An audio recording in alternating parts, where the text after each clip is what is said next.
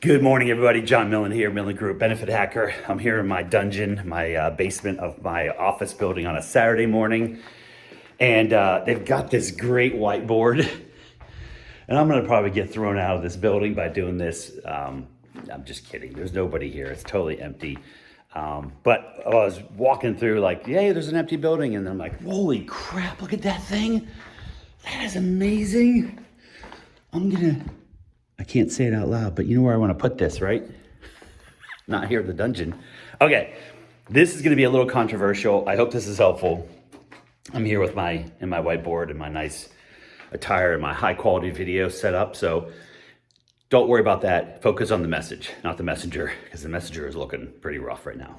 So this is happening quite a lot, and I want to talk about it. HSA plans inside a partial self-funded medical plan. Now this is people are gonna be like, you've lost your mind, man. What are you doing? I'm not against HSA plans. I used to be on an HSA plan. I understand the concept of HSA plans. I understand how they work. I understand the tax advantages. I'm not saying they're always bad. I'm saying mostly they're bad for most of the companies I talk to.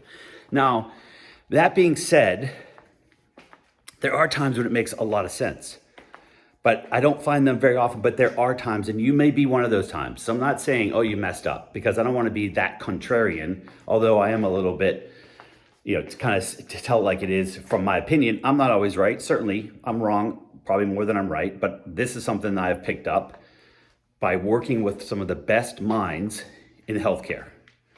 So this is not just me thinking, oh, this is a talking point, so I'm just going to say something and it sounds good. No, this is a result of 20 years in the benefits industry in some form or fashion, hundreds of benefit meetings, hundreds of decision maker meetings, just lots of tens of thousands of employee interactions with my team in counseling. So this is not just coming out of nowhere. When you have a partial self-funded plan, let me just define quickly. You have self-funding, which I don't know why I'm doing that. Self-funding, partial self-funding, level funding, reference-based pricing, or cost plus. Fully insured, and I don't know why I'm doing this, but just those are the pieces. So I'm not talking about full self-funding. Those are the big companies where you don't have much insurance. Walmart, 1,000 plus employees. I'm talking about 50 to 1,000 enrolled lives on your medical plan, or 50 to 500 is probably where I see this a little more, but you get the point. 50 to 250, 50 to 500. Partial self-funding means you have an insurance layer that protects you. And the reason I'm going to start with this before I get into the HSA thing, other than the fact I've had 2 cups of coffee and I'm talking really fast, is there's a lot of misunderstanding when I even say the word self-funding, like, oh, no, we try that, doesn't work, we're not doing that. No way. It's usually because 5 years ago, they got into a full self-funding arrangement or something where they're funding claims weekly from cash flow and there's an ACH coming out of their bank account paying for claims. That's not what I'm talking about for most companies. Okay, so take that out of your mind. I'm coming to my nice whiteboard and I'm going to give you a quick tip. Now, this is not an education on why HSAs are, how they work or anything like that. You guys get that stuff.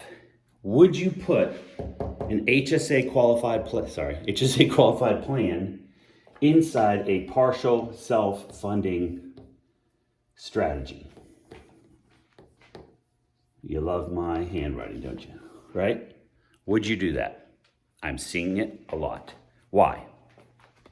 Because the company had a fully insured platform where over time, as costs went up, what happens when you want to control the cost control on that? You raise the deductible to a HSA qualified plan, and then the broker says, hey, I think you should give everybody some money to offset that because you save money, so you should give it back to them. Okay, so we give everybody $100 a month, and every family gets $200 a month or $50 a week, or whatever it is, doesn't matter. You fund it for them. That worked in fully insured for a while. Is it working anymore? Are you seeing like your renewals come down because we have everyone on a $5,000 HSA? And you're like, We're funding the first $5,000 of everything, and yet my renewal keeps going up 20 to 30%. Real life stuff. And I'll tell you why later, not here. So they're like, hey, we're going to do this new thing called partial self-funding or level funding or reference-based pricing, right? Whatever variation of this you're looking at. So we're going to keep that. That is a mistake. If you think about how a self-funding arrangement works, just generally, you have this big bucket, right? And this is a nice drawing. You have this big bucket where the company puts in money every month. Whoops. So you're the employer and you're putting in money. And then that money is, and I did a video about like the different pieces, but essentially it's your admin cost, your claims funding, your insurance costs, maybe there's a pharmacy piece, in this money, it's split out and it goes into this big pot. And then as claims are incurred, the administrator says, I get to change colors. Oh, we need to pay the hospital because John was in there for 5 days because he tripped when he was doing a video and he broke his leg. That's not funny, actually. So it comes out. So the claims come out. The administrator says yes, money in, money out. Does that make sense? And so you determine, based on how you set up your arrangement, how much money goes in and out and for what.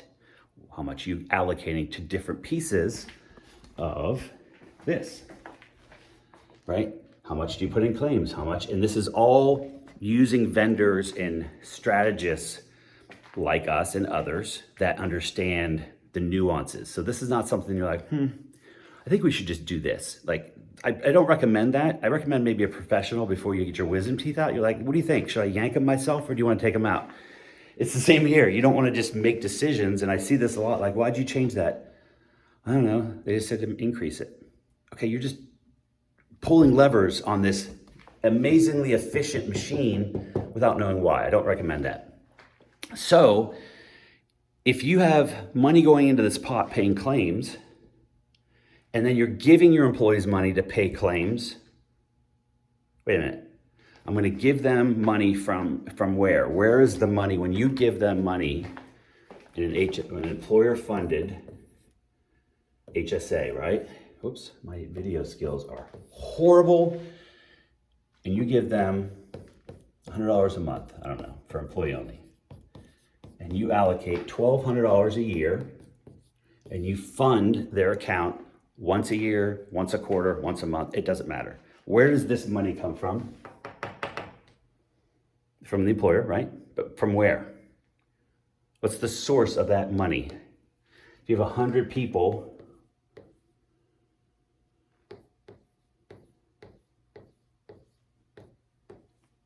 if you have 100, and these are real life numbers, by the way, I'm just not throwing numbers out. This is what I see. You're spending $120,000 from, if you're a for-profit company, from your top line revenue or your gross sales, if you sell cars, or if you're a manufacturing plant, construction firm, whatever, right? You make income that comes in and that money is going to this. This is being funded from cash flow, right? Because if you lose the cash flow, you can't afford to pay it. That's one of your line items in your P&L. If you're a nonprofit, where does this come from? This is really important for nonprofits because the money is different funding, right? It's not from cash flow. It's from grants. It's from foundation. It's from donations, right? This is the Form 990, right? This is where all that money's coming. Wow, that's really tight. So you want to make sure, hey, we're taking 120 grand from our donation pot. Maybe it's $1 million, I don't know, right? A year. We're taking 12% of that and we're just putting it in a bank account. That's the employees' money. They get to keep it and take it, but they get some tax advantages, but that's what you do. Does that make sense to you when this is the pot of money you're using for claims, and it's really efficient. $1 going in here is a super efficient use of that dollar, because a little piece of it has someone watching the claim. So let's just pause, watch the video I just did in the basement about administrators and money. They have a little piece of your dollar that you, the employer and the employee, right? So let's say it's 50-50 split. Let's say you only contribute 50% to employee, only the employee pays the other half, which these days is not flying very well because it's a tight labor market. But it's still $1 going in to the pot, and a little piece of that, roughly 10%, is being used to pay an administrator to watch for what? Claims, to pay the claims. So that dollar is really super efficient. You have a watchdog standing at your bank account going, no, yes, no, duplicate. That's not eligible. Yes, we'll pay you. That's way too much. Drop it down. Watch the other video. And then you have a part of it going to claims funding, a part of it to insurance. So you take that dollar and it's super efficient. And I don't want to get too detailed because it doesn't matter. Just imagine the money's going in and it's just really allocated to the right way so it's used for the best feature. Let's contrast that, here's my red marker, with $1 of HSA money. So let's talk about real quickly how efficient is that. So you have this money right here and you gave it to me, and I need to use $1,200 right away. ER visit, let's just say I blow through it. And assume I have $1,200 in the account. That's the other thing with HSA. If it's not there, you can't use it, contrary to an FSA, which is a different use. But let's just assume I have it in my account. Healthy, healthy, healthy. Whew. So now I'm gonna use $1,200 and pay the claim, or my pay my out-of-pocket cost. You follow? I think I'm losing some people. I'm losing myself. So the hospital says, the emergency room says, it's going to be $18,000 to bring your son in for croup because he spent the night. I'm like, okay. So I shell out $1,200. How efficient is that $1,200? It's just $1 in, $1 pays the claim. It's not very efficient. Versus if I take extra money and I enhance this with $120,000 of additional funding, you take that money from the HSA, instead of just giving it to someone's bank account where it's not efficiently used for medical expenses. This is not a 401k. It's the medical savings. It's a medical IRA or whatever the people, it's medical. It's not for retirement. Most people don't get enough money to use it for retirement. And if they do, their 401ks aren't working very well either. So it's not really designed, nor should it be used unless you're really highly paid. And then you should be doing other things, I think, like post-tax money. Anyways, this 120 is super efficient. So now you're taking all that money, and what happens is, this is fascinating, last 2 minutes. Under this scenario, an HSA plan typically has a $3,000 deductible, right? $1,500, maybe like, that's high, $1,500, $5,000, I've seen it all over the place, right? Let's just say $3,000. You take that money, you come over here, and you put it in this little super optimized bucket, right? That's built by professionals. And this changes your deductible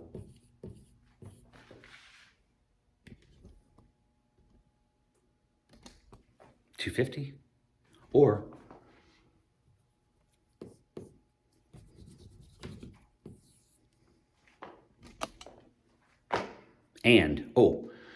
HSA plan, when I go to get a pharmaceutical, I pay that just a discounted rate.